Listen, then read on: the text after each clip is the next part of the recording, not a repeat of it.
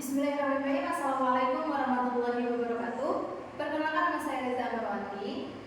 Saya sebagai mahasiswi KPI 2024 semester 2. Oke, langsung saja. Saat ini saya ingin mempresentasikan tentang tradisi yang ada di asal daerah saya yang mengandung nilai dakwah.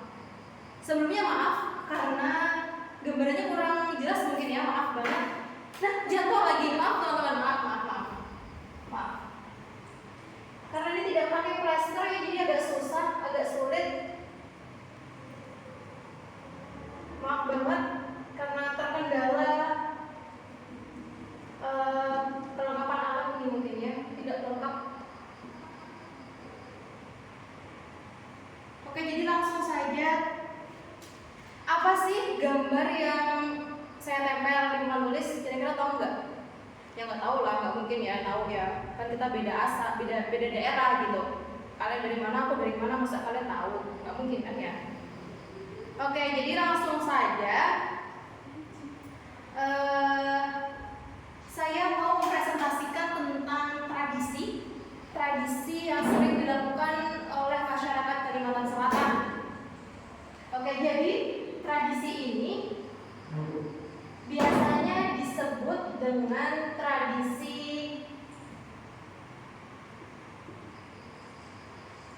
Astagfirullahaladzim.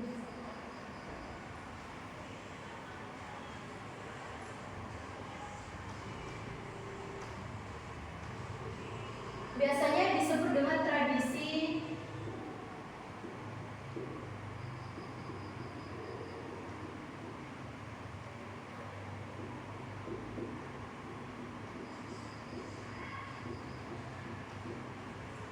Ba'ayun Maulud.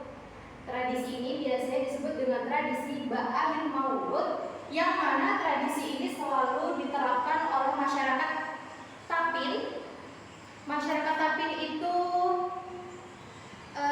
di desa Benuahalat, Kecamatan Tapin Utara yang ada di Kalimantan Selatan. Oke.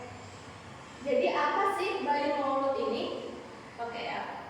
Saya akan merangkumkan supaya lebih jelas dan lebih mudah dipahami. Langsung aja ya. Ba'ayun Maulud ini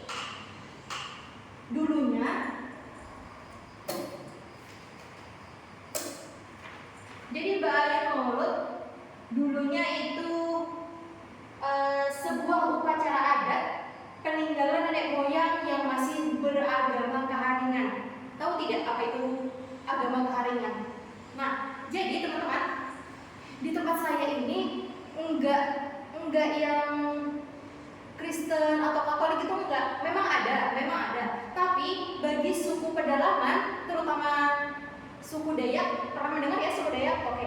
Jadi suku Dayak itu dia tidak beragama Katolik, Islam ataupun Kristen, tapi mereka menganut agama Keharingan. Apa sih Keharingan itu? Jadi Keharingan itu salah satu agama yang mana mereka itu menyembah leluhur atau arwah nenek moyang. Jadi walaupun mereka menyembah nenek moyang atau leluhur, tapi mereka tetap menjunjung tinggi nilai apa sih namanya? Nilai apa ya? Nilai apa teman-teman? Saudari Vina, nilai apa? Nggak tahu. Oke, langsung saja ya. Jadi Ba'ayun Maulud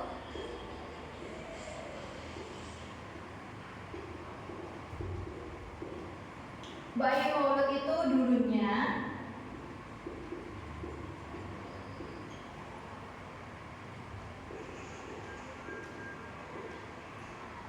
adalah upacara adat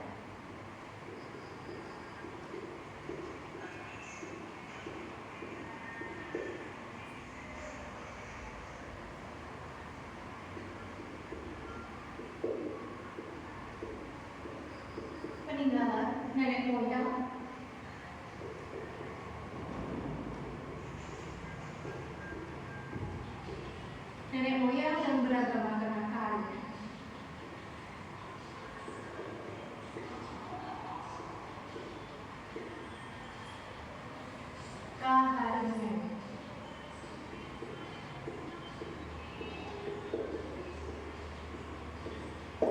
Oke, keharian.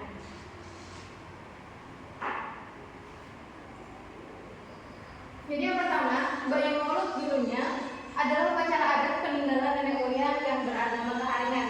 Sudah saya jelaskan tadi ya keharian itu apa. Langsung saja yang selanjutnya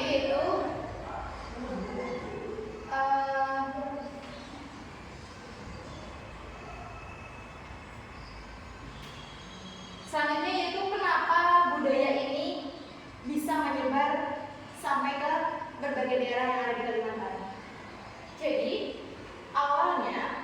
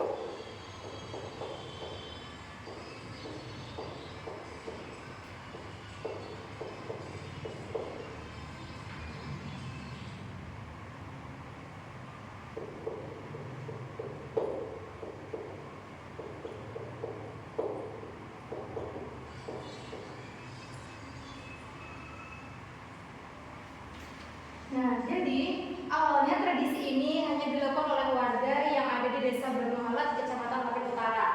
Tetapi karena seiring berjalannya waktu, daerah yang ada di Kalimantan Selatan itu mulai melaksanakan atau melakukan tradisi tersebut sampai akhirnya menyebar terus di berbagai wilayah yang ada di Kalimantan Selatan. Awalnya belum ikut, tapi karena kalau dilihat kok acaranya meriah gitu, habis itu meningkatkan kekeluargaan gitu, walaupun beda-beda, tetapi di sana tuh terlihat ramai, nggak memandang siapa dia, jadi semuanya bersatu, tidak ada perbedaan di antara mereka. Selanjutnya, kapan sih tradisi ini dilakukan? Dan di mana sih dilakukannya gitu ya? Jadi tradisi ini biasanya tradisi ini dilaksanakan di tempat peribadatan. Contohnya seperti masjid.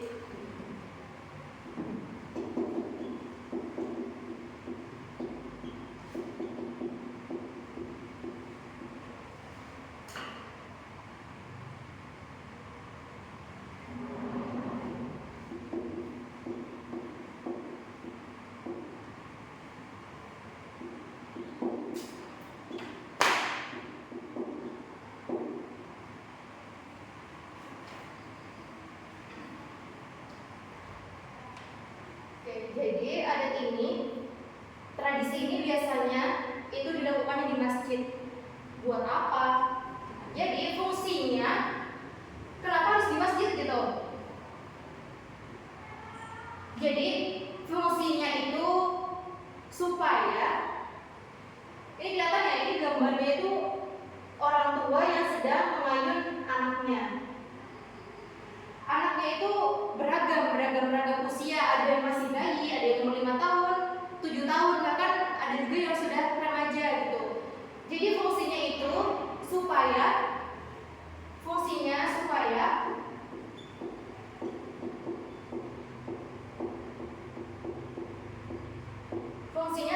si anak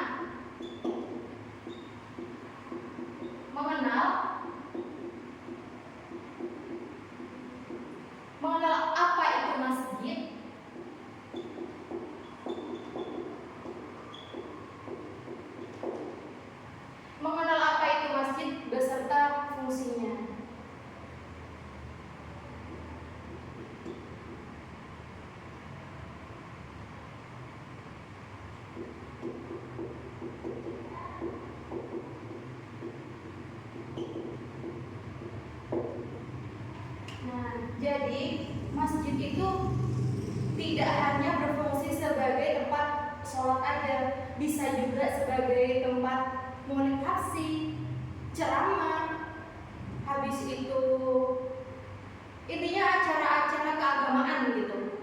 Masjid itu banyak fungsinya, nggak cuma buat sholat. Jadi acara-acara keagamaan itu juga bisa dilakukan di dalam masjid. Oke, yang terakhir, kapan dilaksanakannya tradisi Bayun Maulud? Tradisi Bayun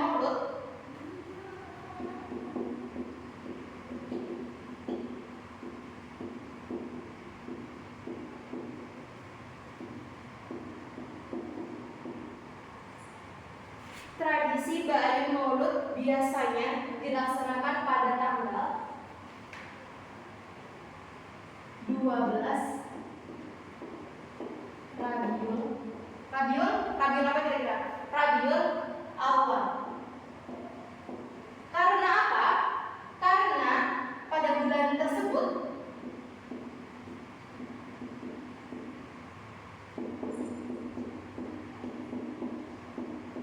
terjadi 3 peristiwa.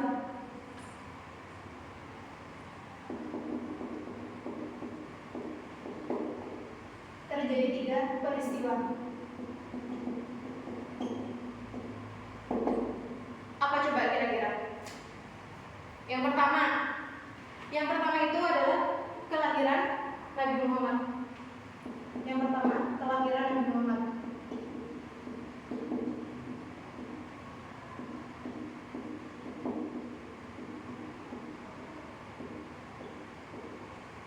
Yang kedua,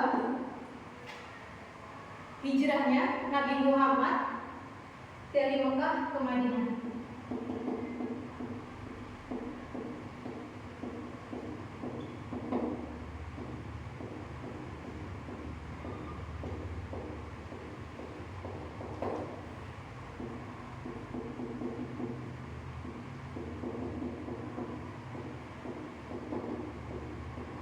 Dan yang terakhir, kira-kira apa? Yang terakhir adalah wafatnya Nabi Muhammad.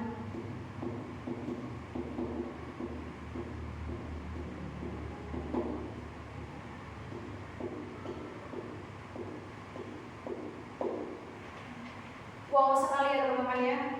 Sekalinya dibalik tradisi seperti ini, itu tuh banyak kisah-kisah yang melatar belakangi. Padahal awalnya itu tuh hanya sebuah adat yang biasanya dilaksanakan oleh nenek moyang yang masih beragama keharian gitu. Tapi lama-kelamaan seiring berjalannya waktu disangkut pautkanlah makna tersebut dengan keagamaan seperti ini. Jadi wow sekali gitu.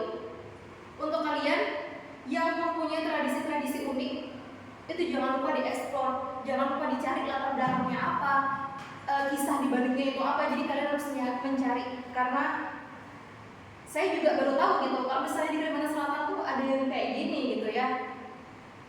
Saya juga kaget gitu kalau baca sejarahnya itu kayak wow banget gitu loh. Wow banget, di baliknya tuh ternyata kayak gini gitu. Saya juga baru tahu juga semenjak ada tugas. Dan tugas itu membuat saya menjadi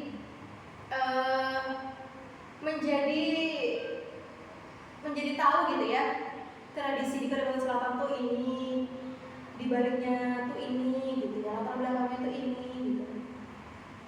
Jadi buat kalian jangan lupa mengeksplor tradisi-tradisi yang ada di daerah kalian. Sekian, mohon maaf jika ada kesalahan, memang banyak salah ya sebenarnya teman-teman ya. Yang dari awal gambar ini terjatuh-jatuh, habis itu juga ini saya juga nggak pakai plester ya, ini nggak tahu tadi kemana plesternya.